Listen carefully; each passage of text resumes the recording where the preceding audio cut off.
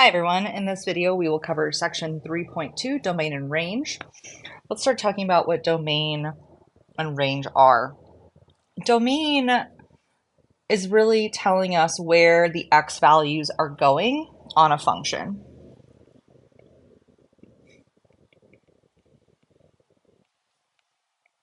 Okay. Um, and specifically it's all the possible values of x.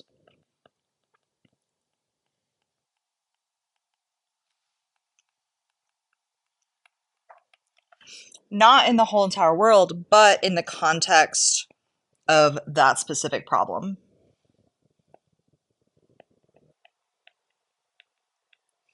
Similarly, range then is where all the y values go.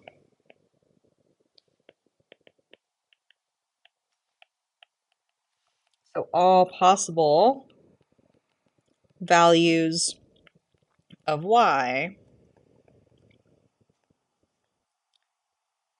in a function. Okay. So for example, we have this set of coordinates, okay, 210, 310, 420, 530, and 640. The domain is literally the x values. So we would say 2, 3, 4, 5, and 6. We wouldn't say 2 through 6 because that would insinuate 2.5 is part of it, or 3.1 is part of the domain, or 5.7 is part of the domain. That's not what we're being told. We're simply being told that these are the coordinates, and so that means those are the values of our domain. Okay? In order to identify your domain for an equation, you need to figure out if there's any restrictions. So there's several types of equations that have restrictions. Fractions have restrictions, and roots have restrictions. Okay? Quadratics, like this next example, do not, which means that the domain is negative infinity to infinity.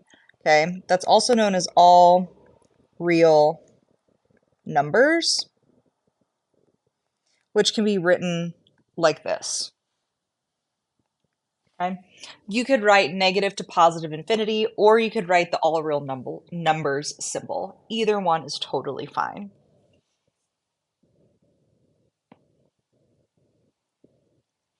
So notice in bold here at the bottom, if there's a denominator in the function formula, set the denominator equal to 0 and solve for x. That is the number that the domain would skip. Okay? Denominators can never equal 0. If there's a root, set it greater than or equal to 0 and solve. Roots can't be negative, so there's your restriction for roots. Let's briefly chat about interval notation.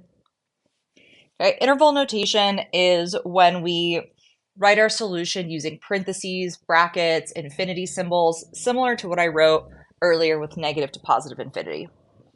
So right here, I'm saying that my answer is between 4 and 12, including 12, but not including 4.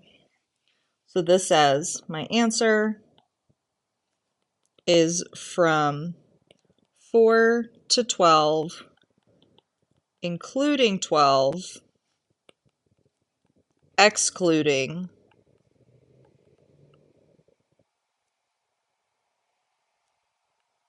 10. Parentheses are used when we are not including a value.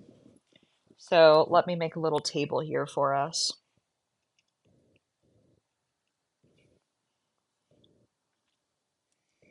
If we are including, we will use brackets or maybe a closed circle on a graph. If we are excluding, we will use parentheses or an open circle on a graph. Let's find the domain and range of the following functions. Keep in mind, this is a quadratic. So its domain is negative infinity to positive infinity, no restrictions.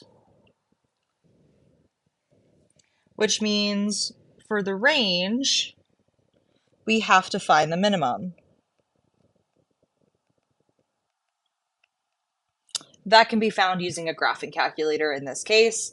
It does allow us to do that. So in this case, our minimum is negative 12.25, and it does go up forever.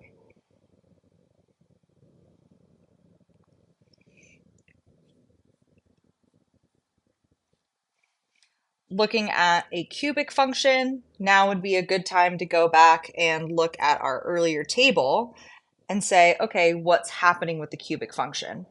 So before we move forward, let's take a moment and write down the domain and range for these functions. I'm going to start with the absolute value.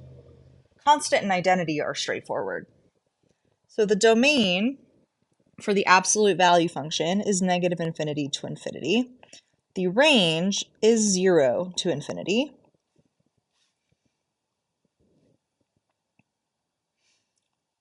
As discussed earlier, the domain for a quadratic, negative infinity to infinity. The range is 0 to infinity for the parent function. Obviously, the range can change if the function moves up and down. Domain and range for the cubic function is negative to positive infinity. Domain and range for the reciprocal function is negative infinity to 0, skipping over 0, picking back up after 0, and continuing to infinity. You'll notice that we never approach 0 from any side, which means we're going to skip over it. It's called an asymptote. We'll cover them more on later sections. All that you need to know right now is that it doesn't touch the 0.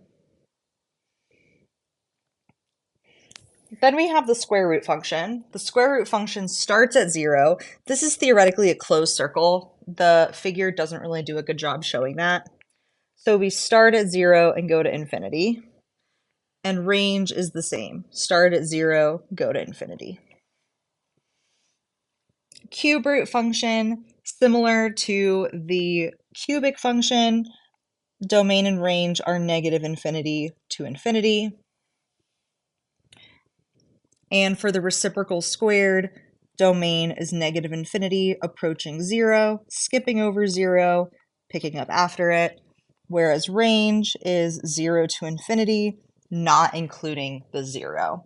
Again, we will never touch this, and so we start at 0, but not including it. As mentioned earlier in 3.1, these are super, super important. It is worth taking the time to really understand these because they are going to be coming back. Now let's finish working through these. The second one is going to be a cubic function, which tells us domain and range are going to be negative infinity to infinity. The next one is a root, which tells us it must be greater than or equal to 0. So let's go ahead and solve. Move this over here. And we have x is greater than or equal to negative 3. In my proper notation, that's going to look like this.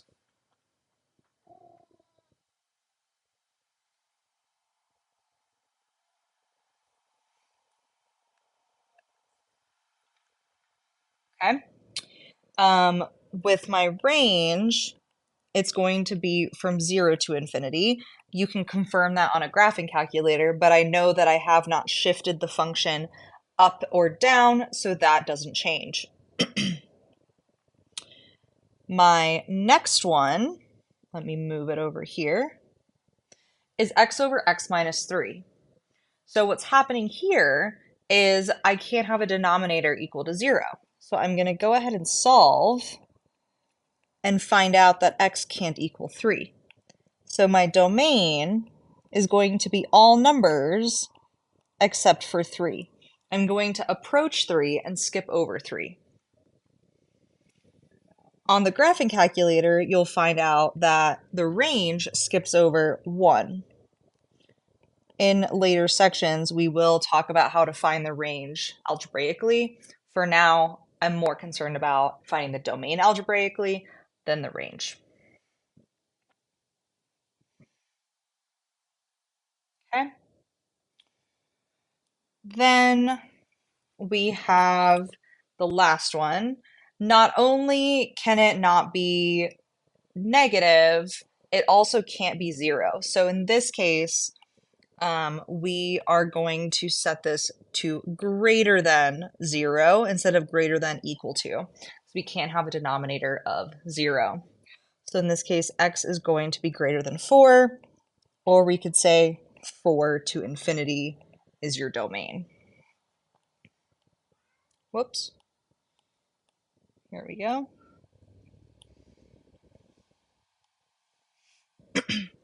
All right.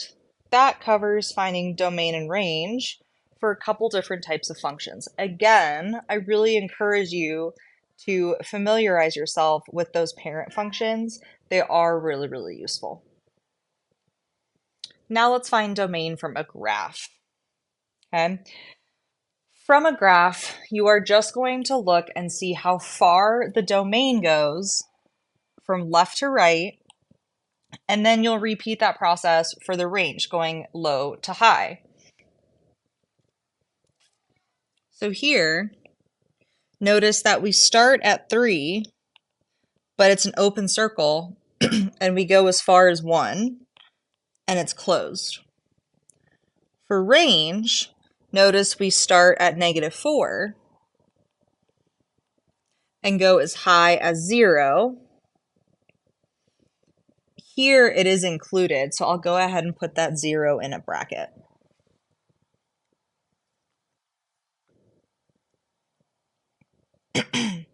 We also have piecewise functions. So those are literally pieces of functions that are getting graphed. Okay, so let's just go ahead and look at this next one. You'll notice that it has 3 different functions written together as one. Theoretically, this should be written like this, but we can't write it like that in a document. It doesn't let us write it like that. So we write them as f of x. So the first one exists, excuse me, when x is less than or equal to 0, right here. The second one exists between 0 and 2, and the third one exists at greater than 2. That's really important because right here it says find f of some number. That number is going to tell you which function you're working with. If I'm looking for the first one, f of -3, only one of those functions exists when x is -3. It's the first one because that's where x is less than or equal to 0. That's going to get me -3 squared, okay? And that's going to get me a 9.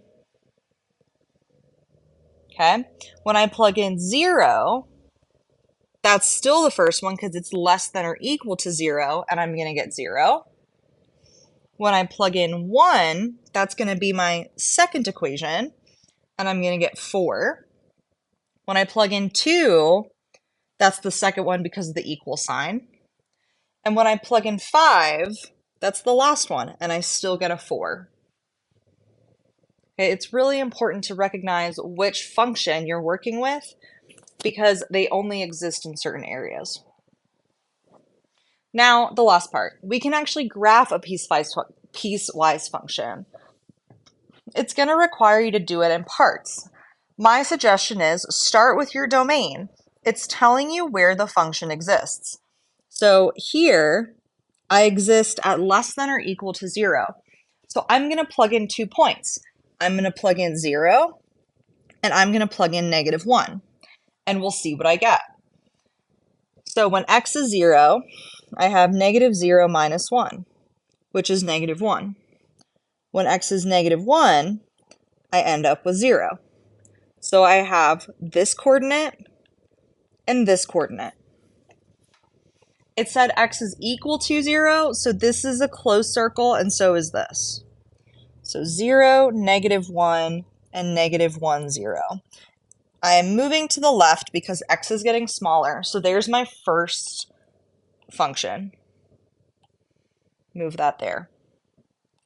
Then I have to repeat that process with my next value. Now I have x is greater than 0. I'm not including 0, but I need to start there, and I can represent not including it with an open circle. So I'll go ahead and say x is 0 and x is 1. That's going to be 1/2 times 0 plus 2, and 1/2 times 1 plus 2.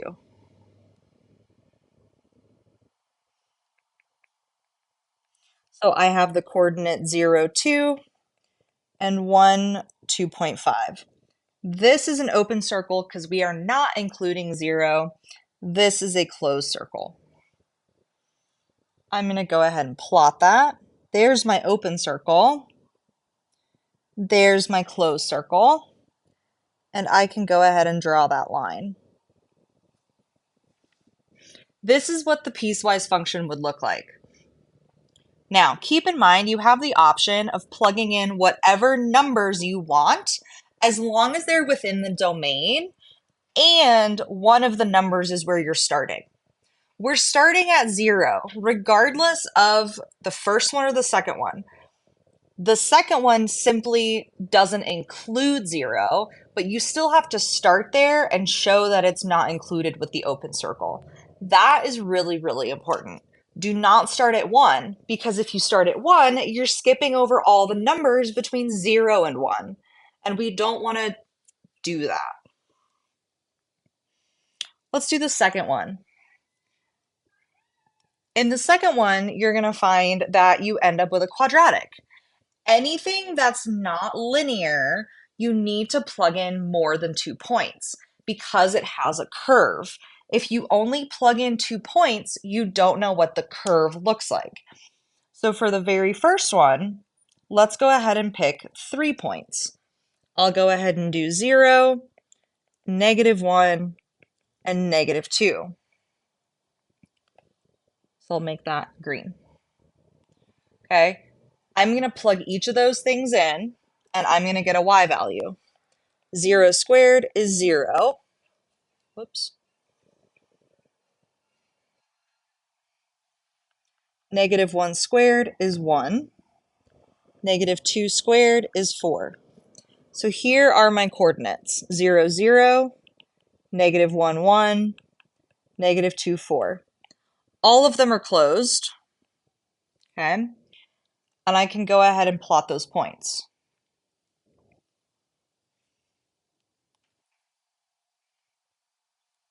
Zero, zero.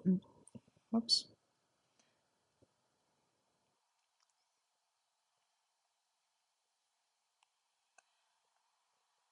Negative 1, 1, and negative 2, 4. Notice that that third point shows my curvature. That is important. The next function, which I'll do in pink, has a sectioned domain. It starts at 0 and finishes at 2. So that's what I'm going to do. I'm going to start it at 0, and then I'll plug in when it's 2, and I can solve for those. Notice that it's just a value of 4. So no matter what I plug in, my output is a 4. So 0, 4, and 2, 4. The 0, 4 is open because there's no equal sign here, and the 2 is closed. That's all I need to do for the second function. So now I have 0, 4. Oops, that's open. And 2, 4. And a line connecting them. Finally, I have my last one, which I'll do in blue. It's greater than 2. It is linear, so I'll go ahead and say 2 and 3 and go ahead and plug it in. Sorry guys, my screen keeps shifting. equals 2 minus 1, which is 1, 3 minus 1, which is 2. So I have 2, 1, and 3, 2. Open circle at 2, close circle at 3, because now it's bigger than 2. So 2, 1, 3, 2, draw the arrow. That is going to be your second piecewise function from start to finish. Okay. Again, it is important to pay attention to the symbols in your domain. The symbols determine open versus closed. Once your number is larger or smaller than your restriction, you're all set to do a closed circle. Okay. If you're starting when it's open, make sure you're still plugging in that value. That's an important value. You have to start with the 2 in the blue section. You have to start with 0 in the pink section. Okay. All right, that covers it for 3.2.